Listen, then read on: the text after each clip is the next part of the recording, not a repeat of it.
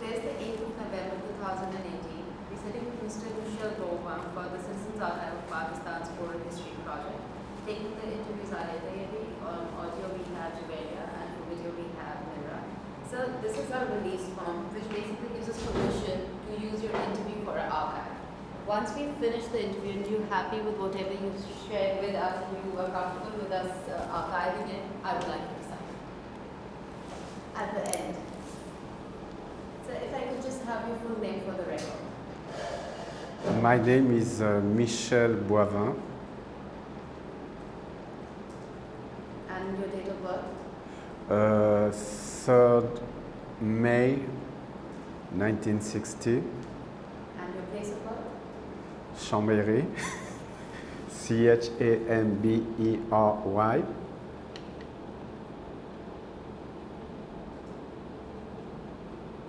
And sir, your father's name? Jacques Boivin, Jacques Jacqueus, Boivin, same name. And so what did he do? My father, he was a civil servant. And your mother's name? Mother name is Marie, Marie, Boivin, And so what did she do? housewife. So do you have any brothers and sisters? Yeah. Can I just have the names? My sister Elizabeth and my brother Philippe. In French it is IPPE, the end.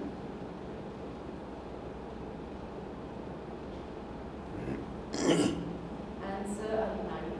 Yes, Can I just know your wife's name? Nicole. And so what does she do? She's running a restaurant. And so do you have any kids? Yeah, 3. Can I just have the names? Remy, Remy. No, Remi. Sorry. The second is Xavier, Xavier, and daughter Juliette in French, Juliette. Sir,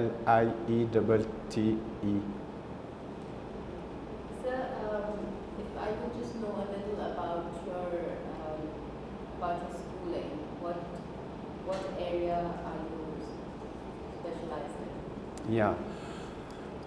So in the university, I started with studying history, contemporary history. But very soon I specialized about the history of the Muslim world. And also I started to learn Arabic and Persian in the university. And secondly, later on, also I specialized in anthropology and ethnology. So it is my 2 basic training. So what got you interested in studying Eastern and the Muslim world? Since childhood, I was interested by non-European civilizations. So when I was a child, I started to read books on Egypt, but pre-Muslim Egypt with the pyramids, etc. But also from pre-Columbian civilization in America, like the Aztec, the Maya. And when I was big enough to travel, my first trip out of Europe was Morocco. So I discovered Muslim civilization there, and also it was the same time when I started my study in university. So as soon as possible, I started to specialize in the history of the Muslim world. And in the history of the Muslim world, I was interested by different branches of Islam that led me from Morocco first to Iran. So I started to learn Persian, and I did apply for a PhD funding to go because there is a French research center in Tehran, but it was during a time when there were very bad relations between France and Iran, and the Iranian government just closed the French center, so I could not. And finally, I went to India first, to Bombay, because I wanted to work on a Muslim community whose headquarters was in Bombay. And so I started in Bombay, but I learned there that after partition, the headquarters of this community had shifted to Karachi, and that's how I reached Karachi.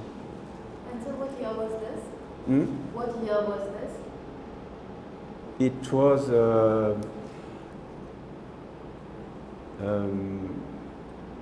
1993, I think. And so you came to Karachi and through the Alliance? No, not at all. And you know, the first years, because from that time I came every year, and also twice a year, and also I spent 1 year in Karachi with my family. But no, when I started, I never come to Alliance. I didn't even know about the Alliance. But I want to know and I want to be interested when I plan to come with my family. And so it was 20 years back, exactly 21 years. It was in 1997. And so since then, I used to come to the Alliance because it's very easy for me to work, and even when I have meeting, because since so many years, of course, I develop a lot of collaboration with Pakistani scholars and even students. So I used to meet at the Alliance and to organize conference, workshop in the Alliance, and especially since also some years back, we created the Center for Social Sciences in Karachi, which is hosted by the Alliance. Right. And so then when you visited Karachi for the first time, it was the year 1996. Can you tell me what you recall of that time and what did you think of Karachi?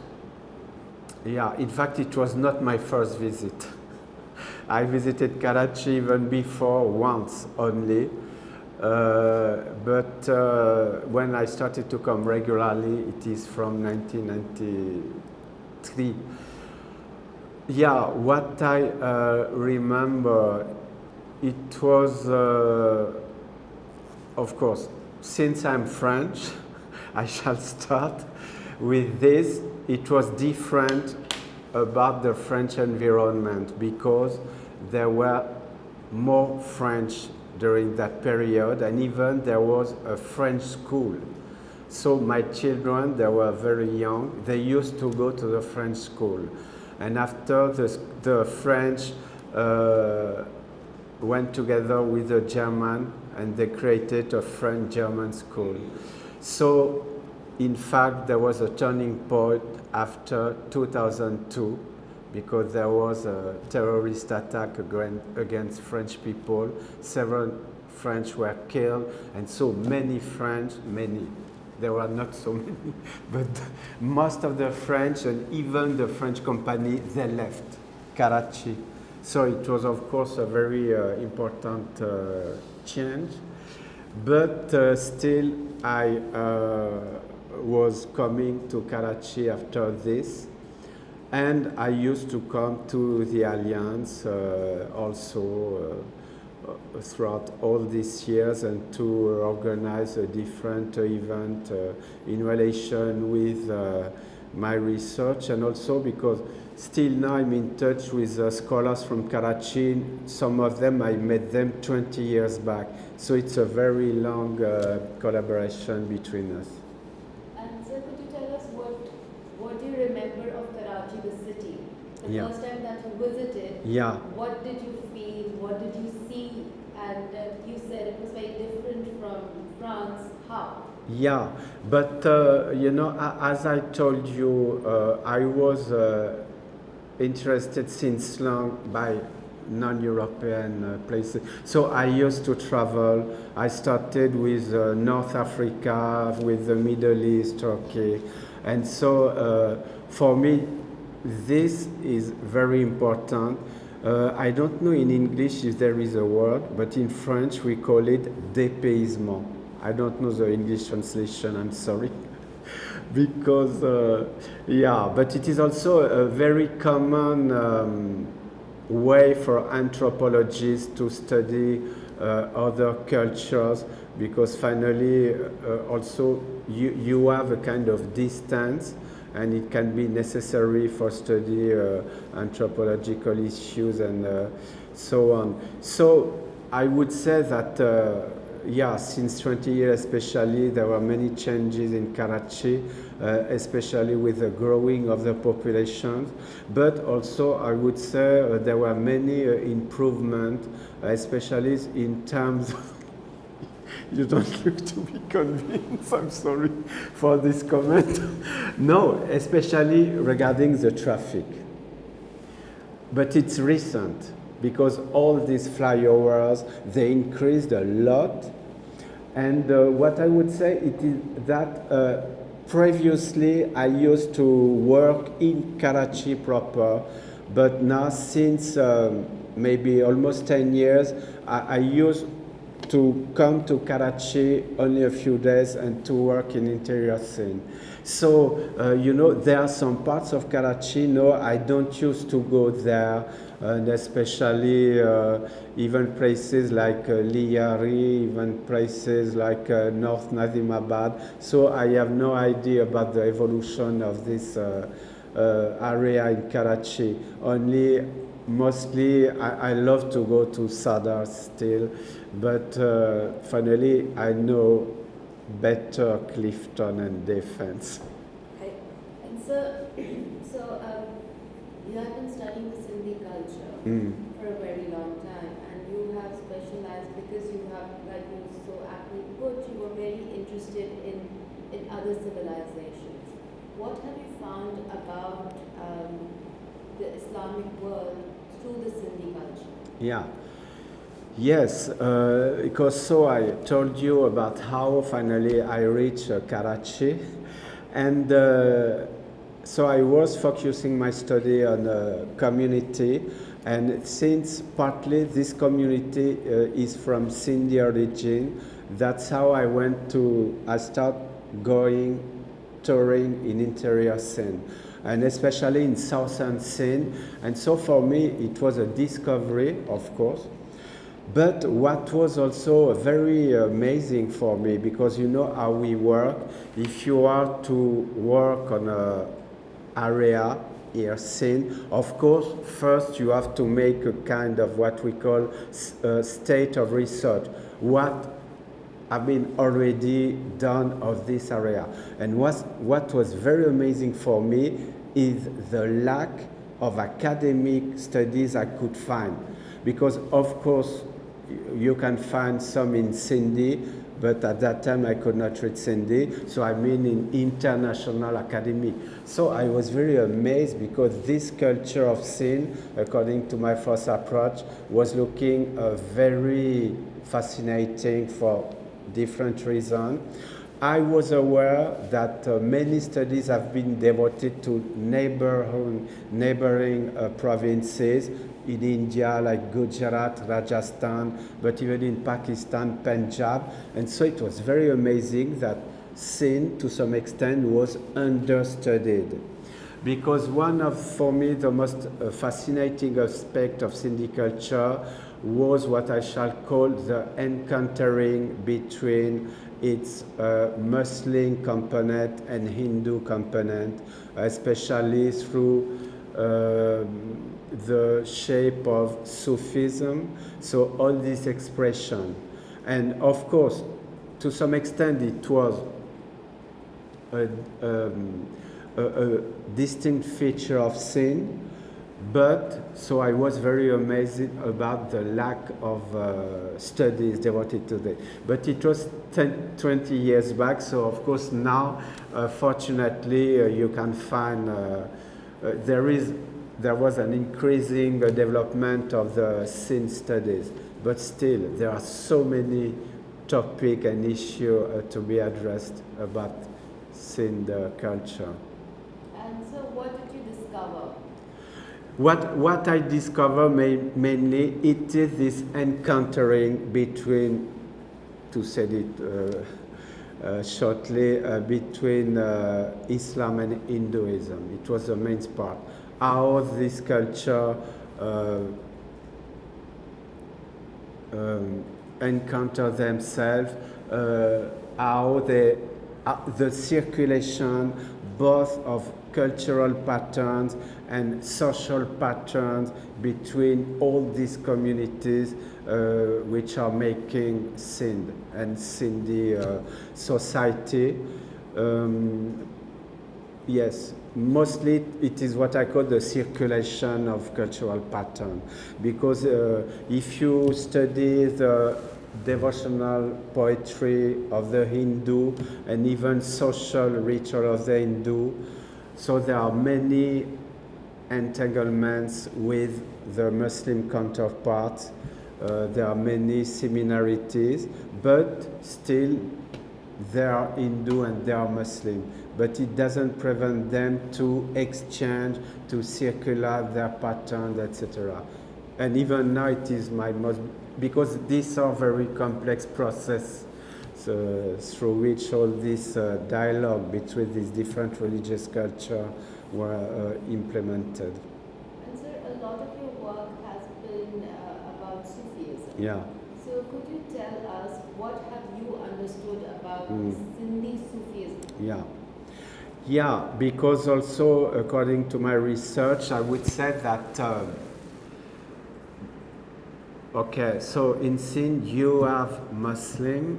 Before partition, about 25% of the population was Hindu.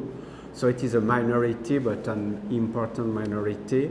But since the Muslims were the majority since centuries, I found that this common culture they were sharing used the Sufi discourse.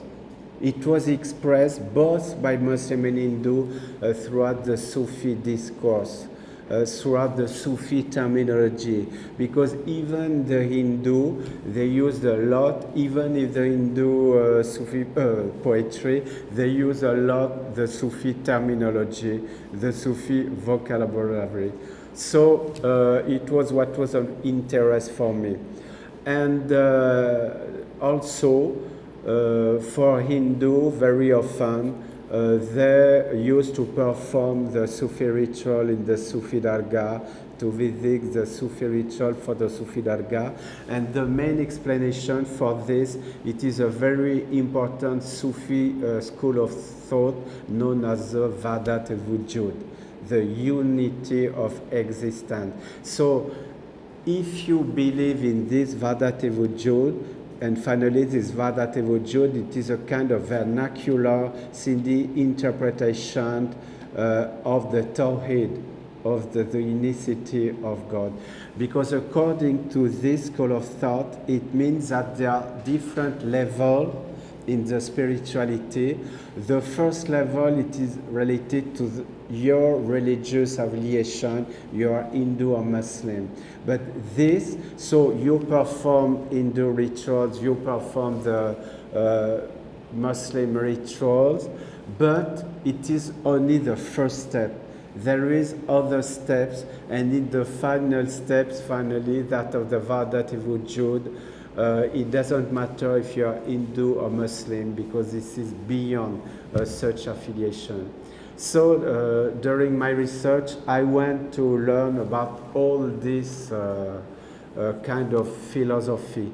And it was throughout this Vadat Vujud that the Muslim and the Hindu were able to share all this culture, or this Sindhi culture. And sir, in your research, did you find any traces of this Vadat Vujud that you spoke about as a kind of medium that helped bridge the gap between these two people?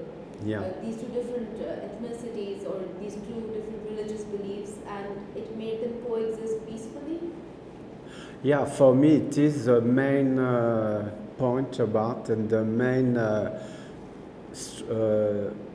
issue through which the people were able to coexist peacefully. And it is the main explanation allowing to understand how there was all this circulation of pattern, religious, cultural pattern, really. And it's very interesting to see that, because it is not only to say that the Hindu are using some Sufi terminology and so on, and that Hindu are going to the Sufi Dargah to perform rituals, because even it was really an exchange from both sides, because even the Sufi poet, the Muslim Sufi poet of Sindh, they used to know a lot about the different Hindu paths from Sindh. Maybe that the most important in this process was the Nat Pant, the followers of Goraknath, who was the founder of the Hatha Yoga main school of Hinduism. There were a lot of exchange between the Sufi and this Nat Panthi. And we can find many evidence in Sufi poetry. And for example, the most important Sufi poet of Sindh, Abdul Latif, is referring a lot in his poetry to this jogi. In vernacular, it is called jogi. And he said that he has traveled with them. He has visited Hindu pilgrimage centers like Dwarka in present-day Gujarat, like Hinglaj in present-day Balochistan. So it was really an encountering through exchanges from both parts.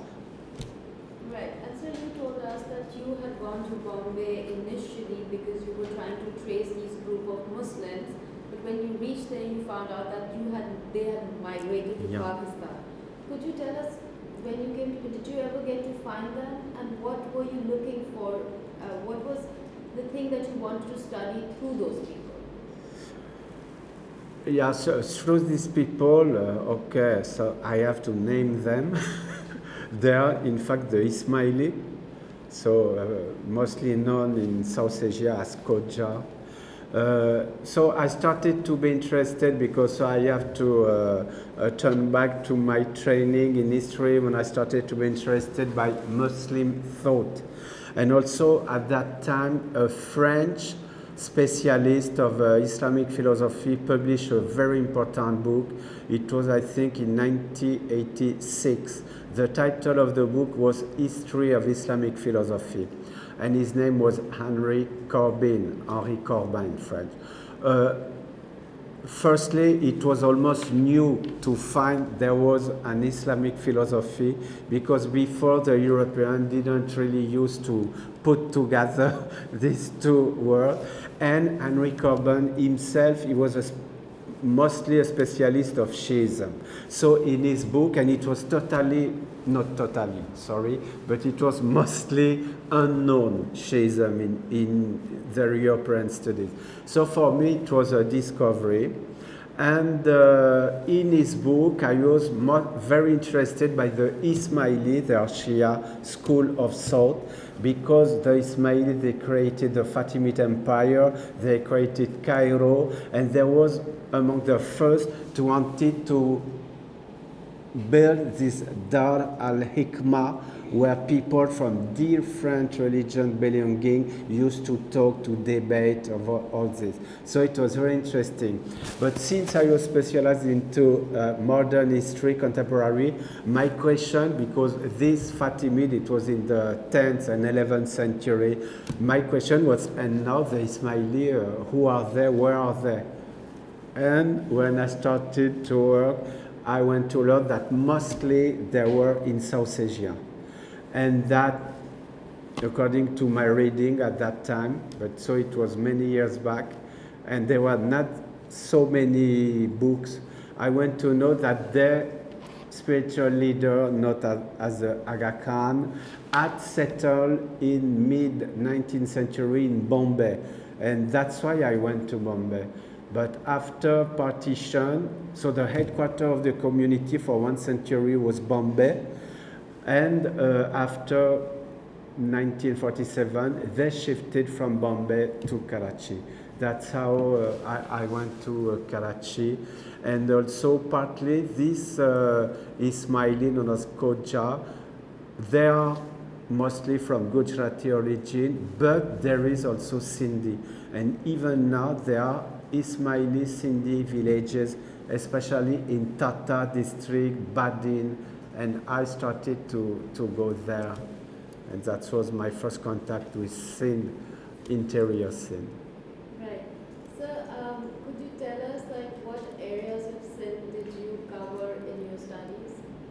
Yeah, so I started with Southern Sindh, but mostly my main field work was on Sevan Sharif, because we had a program, an interdisciplinary international program. Some years back, we started 10 years back, but it lasted 4 years.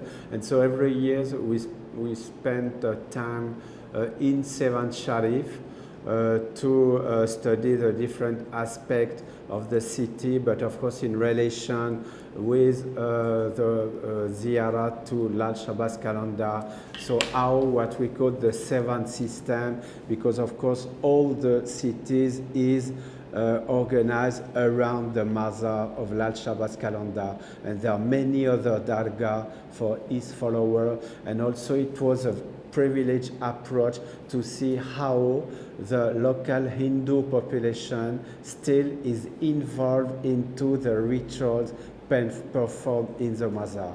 So I would say that one of the places I know the best in Sindh is this Sevan Sharif area, but also later on after this I started to work on northern Sindh, on the late Khairpur Emirate, because after the British conquest in 1843 there were 3 mir, Talpur Mir in Sindh, Hyderabad, Mirpur Khas and Khairpur.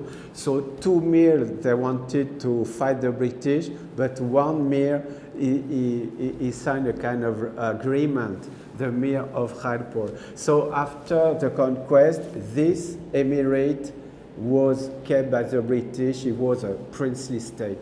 And so it was very interesting also because this area is very rich in terms of religious cultures. First, the Talpur Mir of Khairpur, they were Shia, so they built a lot of beautiful Imambara and Tazia. There is a very important Sufi dargah, that of Satchal Sarmas, one of the greatest Sufi poets. There is this incredible island of Sadbella between Sakkar and Hori, where there are different Hindu temples from different Hindu traditions. There is also the island of Zindape, so it is a very rich area in terms of culture. So also I did work on this area.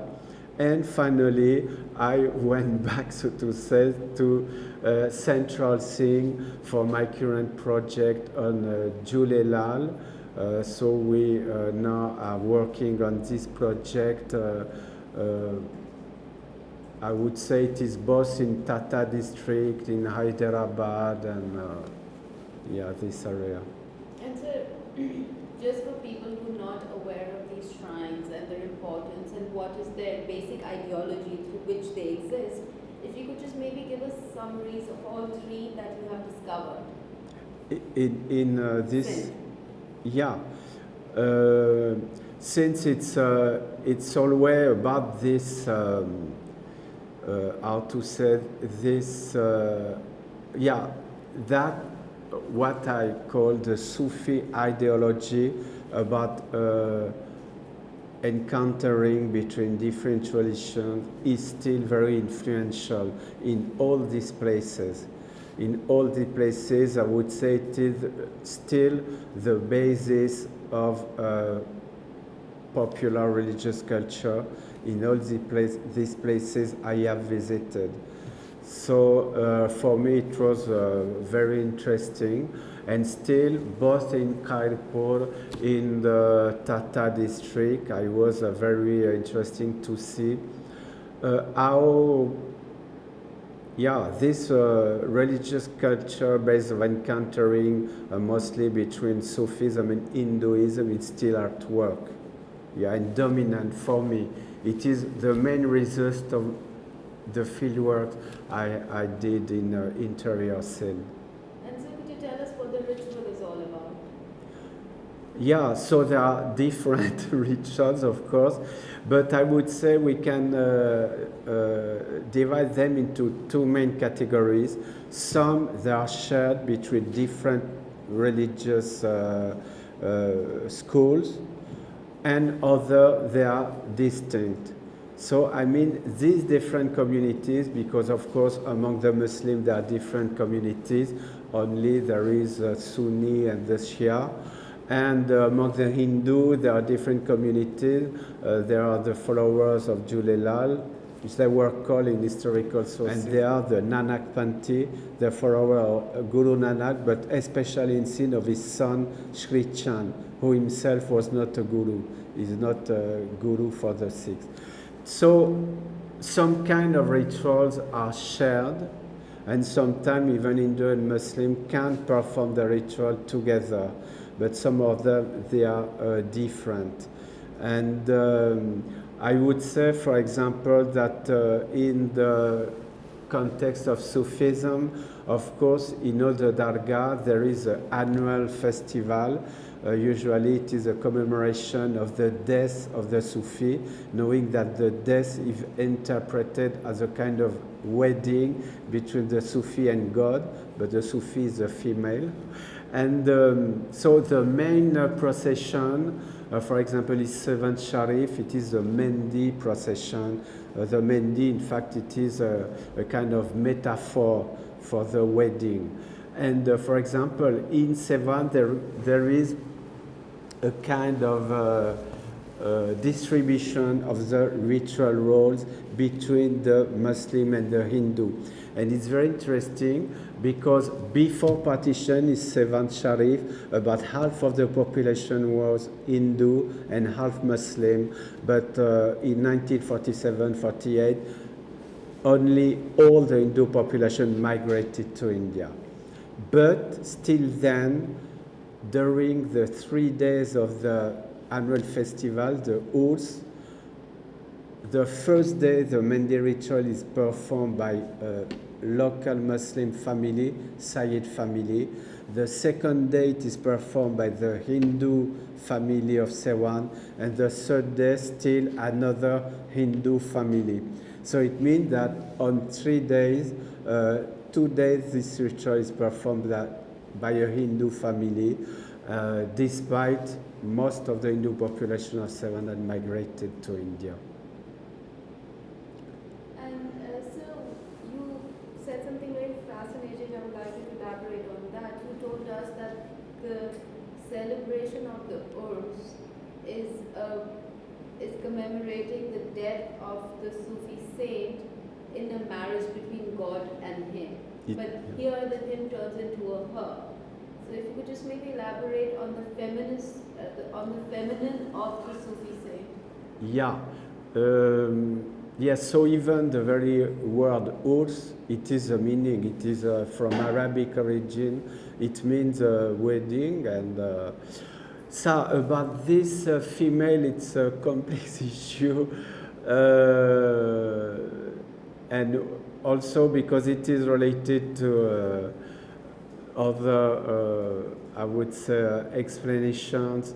Also, it comes from Sufi poetry in Persian, where also you can find this distinction. But in the precious case of Lal Shabazz calendar, maybe that we can relate this to the belonging of Lal Shabazz, because in his name you can find calendar, and this calendar from the Middle Age, from the 11th, 12th century, they were known as being antinomian Sufism. So it means they were openly opposed to the social norms, but in the context of Islam, the first social norms is Sharia. And so they were openly challenging the Sharia, because for them it was related with the local powers, and also for them the main goal of a Sufi was to reach God during his lifetime, and the main way for reaching God was to tame the ego. And the best way for taming the ego was to create critics from the society, from the social norm. So they were acting exactly the opposite of what were the norms edicted by Sharia. So, for example, they were not doing the fast during Ramzan, but also since the normal people were living in house, they used to live in the outside area and even in the graveyard, in the kingdom of the dead. And since the male were following, of course, masculine dressing and so on, they used to be dressed like women, to have long hair, to have a lot of jewelry, all this. So this issue that the Sufi is a female is also to be related in the case of Lal Shabazz with this antinomian approach that the calendaria had in South Asia, but also in the Middle East. And sir, what about the other Sufi saints that you covered in Pakistan, in Sindh? So one of them was Lal Shabazz Qalandar, and then you told us that you covered two others. Yes. Lal Shabazz Qalandar, it's another interest, but also it's very difficult to disentangle all the issues because, of course, as historians, we are depending on the historical sources, and there is a kind of scarcity, so it means that all these traditions, until almost the 19th century, they were oral. So it is an issue. But Lal Shabazz, it is interesting because Lal Shabazz, there is a kind of consensus according to which he came from Iran, and especially the western part of Iran, present-day Azerbaijan. So he was not Sindhi, and the poetry which is attributed to him is in Persian. So it's difficult to know to what extent Lal Shabazz Qalandar is representing Sindhi culture, even if it is, but to what extent. And also, during the Urs, most of the pilgrims, they come from Punjab, but from especially southern Punjab. So finally, if we want to learn about Sindhi Sufism, we should turn to the Sufi who did compose poetry in Sindhi. And so there are two mains of this. The first is Shah Abdul Latif, and the second is Sachal Sarmast. So the tradition is a little bit different, but in the Dargah of Shah Abdul Latif in Bicha, in southern Sindh, there is really a living tradition because the fakir of the place, as they are called, used to perform, to sing Shah Abdul Latif's poetry every day, every night. They used to sing parts of his devotional poetry. And as I say, in his poetry, Shah Abdul Latif also is praising to some extent this encountering between Sufism and local Hindu Pantha, and especially this Nat Pantha, because he said something like the model for asceticism is the jogi. And so it is obvious that himself had learned a lot from the yogi for a different ascetic path, because for Shah Abdul Latif it was the main way to reach God, and also through music, sama. because it is well known that Shah Abdul Latif himself was a musician and also a real renovator of music, of Sufi music in Sindh. And if now we turn to Sachal Sarmast, who was from northern Sindh, that's why, contrary to Shah Abdul Latif, he did not only use Sindhi as medium for Sufi poetry, also he composed a huge work in Siraiki, because as you know, in northern Sindh, Siraiki is much used like southern Punjab.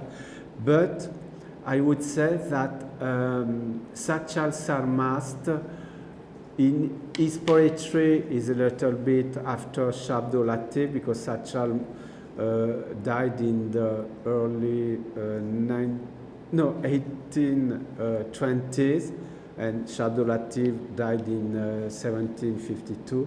Yeah, in Sachal Sarmast, I would say that he goes deeper in this encounter between Sufism of Hinduism, because in his poetry, Sachal Sarmast one, he mentioned quite often Hindu gods. He named them, he used them, and of course we can also think it is in a kind of metaphorical way. But we can see also that he's very familiar with Hinduism, with the different divinities of Hinduism. And since, once again, for Sachal Sarmast, to music, Sama was also very important, and himself he used to play and to sing Sufi poetry. Have you attended a Sama? Yeah, yeah, many times. Can you tell us about it?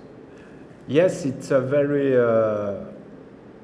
I shall speak about the Sama at Bicha, at Shah Abdul Latif Dargah. It is a tremendous experience, and I mean, what for me is the most important experience in that Sama at Bicha, it is the peaceful feeling you feel when you are there, when you are listening to the music and the singing of Shah Abdul Latif's poetry.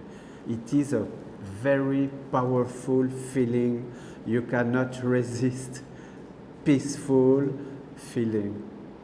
And what does the Sama ritual comprise of? Could you explain to us what all does it have? How is it performed? How is it put together?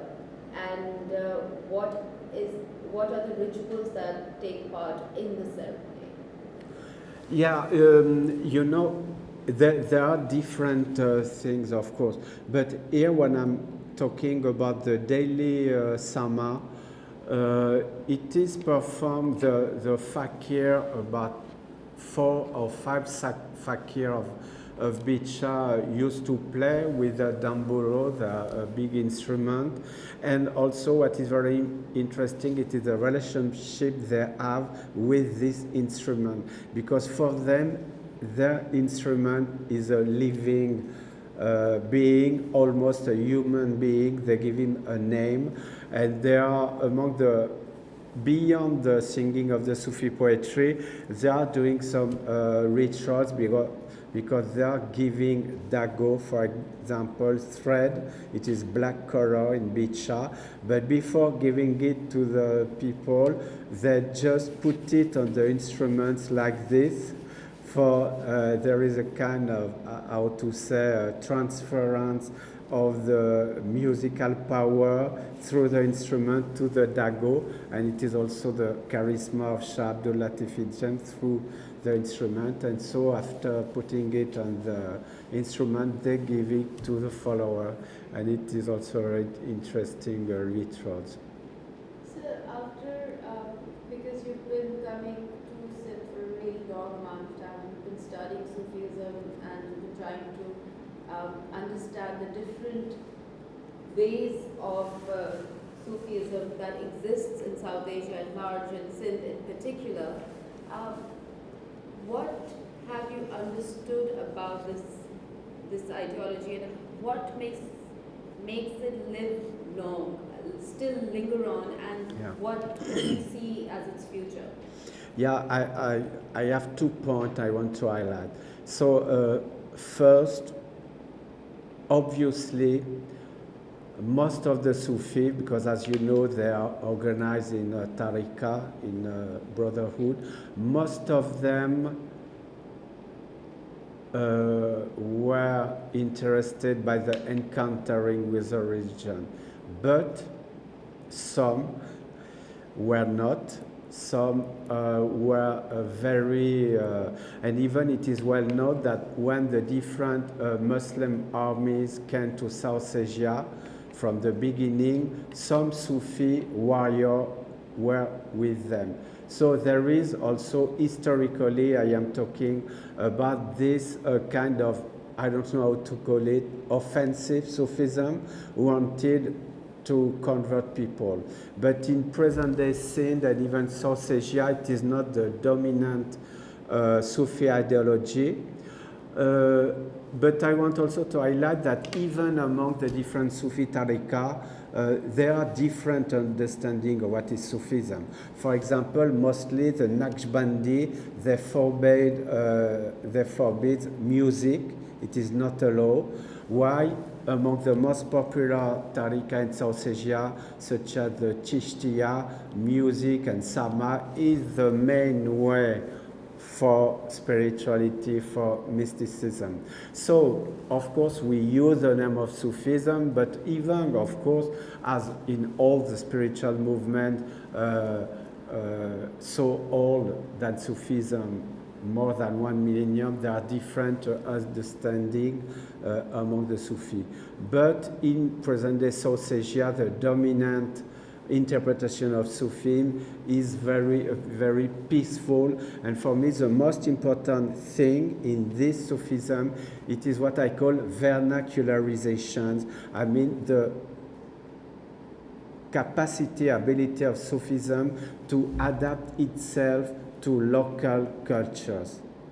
And first, it came mostly in South Asia from the 15th, 16th century, when the Sufis started to compose poetry in vernacular languages, not in other languages such as Arabic or Persian, so for Sind in Sindhi, because so the local population were able to understand properly. And also these Sufi, they used to adapt local legends, local narratives as a kind of metaphor for the local people to understand what was the goal of Sufism. Right. And where do you see it going? Yeah, it is a very difficult issue. Okay, so I think that your question is maybe related to, I shall formulate it as such. What is the capacity of Sufism to some extent to deal with some radicalization, religious radicalization in South Asia? Because often the people are framing the issue as, since in South Asia, in Pakistan, there are some Islamic radicalizations, so will Sufism be able to provide a kind of resistance? So, for me, it's very difficult to speak about the future because I am historian. So only I can talk about what I saw since more than 25 years. I'm almost working on this issue. So during these 25 years, I saw a development of some form of radical Islam, but also I can see that this Sufi culture is still dominant in the Sind culture. So I think that from this observation, I am allowed to say that there is a form of resistance of Sufism. But of course, it is very complex and intricate issue. So it's very difficult to see how it will be after some years, and many different factors are involved. Of course, economical factors, political factors, and we know that all these factors have also an impact on issue related to religion and to Sufism. Right. And so, like, you've been coming and you've been trying to understand the Sufi culture of South Asia, particularly of Sindh, for the past so many years. Have you seen an increase or a decrease in the participation of the people in the rituals? I would say that it's difficult to talk about, but still there are major events of the Sufi festival. There are major events, and still many people are participating. That's why I think that it is still this Sufism is still a major component of local culture and of regional culture. But I cannot say if there is an increase or not. Okay. And so, what, like, as an anthropologist, I mean, you know that in every culture, things exist because they have a function, and that function keeps it alive. But if you remove the function, the institution crumbles away.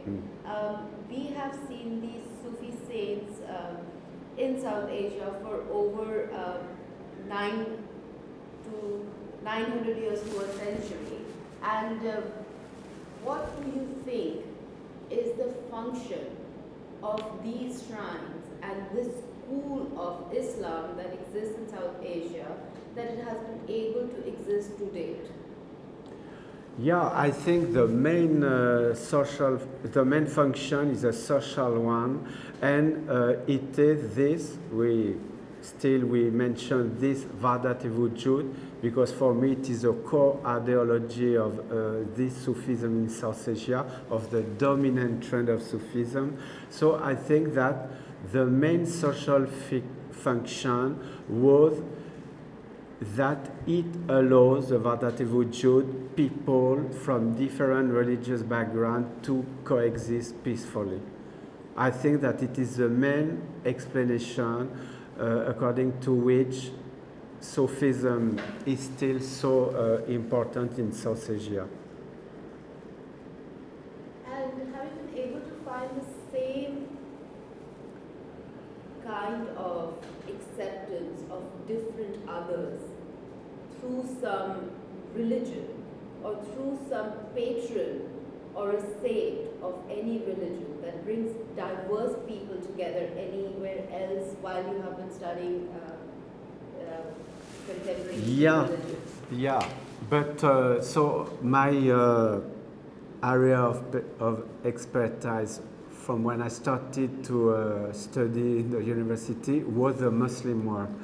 But I'm very interested because, of course, I'm working with colleagues in France and in other countries who are working on the Middle East. And first, when I started to study the Muslim world in my university, it was focusing on Near East, especially Syria, Lebanon. So I have a kind of background also. And yeah, similar process occur there. And for example, now with a colleague, we organize a workshop on a kind of comparative approach between South Asia and the Middle East. So in South Asia, the main process of encounters was mostly between Islam and Hinduism. In the Middle East, it is between Islam and Christianity. And it's very important and interesting to see, of course, how there are some similarities and also differences. But mostly we can say that The common link is Sufism in the Middle East and in South Asia, and it is mostly through Sufi saints that this process of encountering in the Middle East between Islam and Christianity, and in South Asia between Islam and Hinduism, is at work. Right. So, sir, would you kind of summarize Sufism or the Sufi saint as a kind of bridge between different cultures? Yeah, totally. It is exactly the word. It is the main tool for bridging different religious culture. And as I said previously, especially through this process of vernacularization. When the Sufi poets started to use the local terminology for expressing Sufism, and also when they started to use the local legends and tales for illustrating the Sufi quest. And so it is especially important in Shah Abdul Latif's poetry. Sir, anything else that you would like to add that you have been able to discover about South Asia, which I might have forgotten to ask in terms of Sindh and Pakistan? Something that came across that has really had an impact? Yeah, for me throughout the year, because I started with history, I turned to anthropology, ethnology, and since some years now, I am giving most importance to visual cultures and especially to iconographies. So now more and more I am interested by iconography and even by build structures. What do they tell us? How they allow us to approach the issue of Sufism from other aspects. So I did some work on the iconography, Sufi iconography, and also Hindu iconography. How because you know it's very important to work with material cultures too, because as I said previously, unfortunately, when you want to study all these issues in Sindhi context, there is a kind of lack of old historical sources. It means that it was mostly oral traditions. But through material culture and visual studies, such as iconographies, you can really work on concrete data. And for example, I studied especially the evolution of Julelal iconography, and so it was very fruitful because I was able to show that the present day iconography of Julelal was based following two main sources of inspiration. First, the Sikh iconography, especially Guru Nanak, but combined with Mughal iconography, and especially Mughal miniatures devoted one Rizal, a very important character all over the Muslim world. And so it was this combination of these two iconographies which gave birth to the present iconography of Julelal. Anything else? No. Okay. Thank you so much for your time, Thank sir. you. I wish we had more time. I mean, you had more time, so we could come back and sit and talk to you more about Sindh. But I would really appreciate that if you could, every time you visit Pakistan or you come to Karachi, if you take out just a little time for us and we sit and we talk to you about Sindh. Okay. Yeah. Okay. Thank you so much. Thank you. So she just